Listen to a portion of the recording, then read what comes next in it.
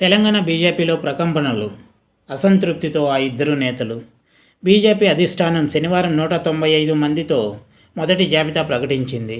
తెలంగాణకు సంబంధించి 9 మంది అభ్యర్థులను ప్రకటించింది.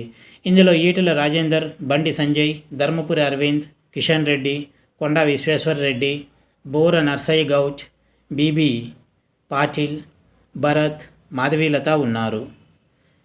బీజేపీ 4 సిట్టింగ్ ఎంపీలలో 3 సీట్ కన్ఫర్మ్ చేసింది. కానీ ఆదిలాబాద్ ఎంపీ సోయం బాపురావు పేరును మాత్రం ప్రకటించలేదు.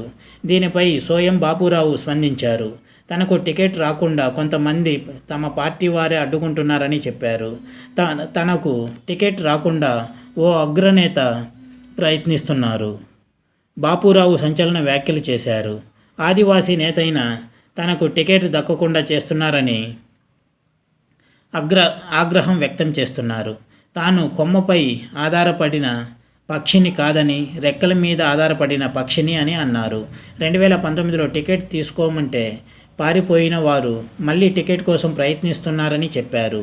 తన లోక్ నియోజకవర్గంలో 4 ఎమ్మెల్యేలను గెలిపించానని బాపురావు చెప్పారు. తన బలగం కావాలనుకుంటే పార్టీ టికెట్ ఇస్తుందన్నారు.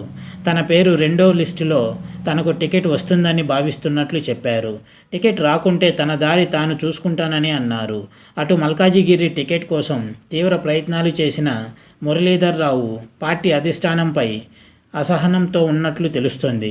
మల్కాజిగిరి టికెట్ కోసం మురళీధర్ రావు, ఈటెల రాజేందర్ తీవ్రంగా పోటీ పడ్డారు. అధిష్టానం మాత్రం ఈటెలకే టికెట్ ఇచ్చింది.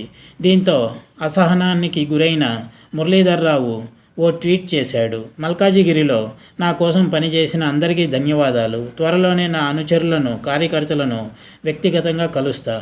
ఆపై భవిష్యత్ కార్యాచరణ ప్రకటిస్తా అని ట్వీట్ చేశాడు. ఇది వ్యూవర్స్.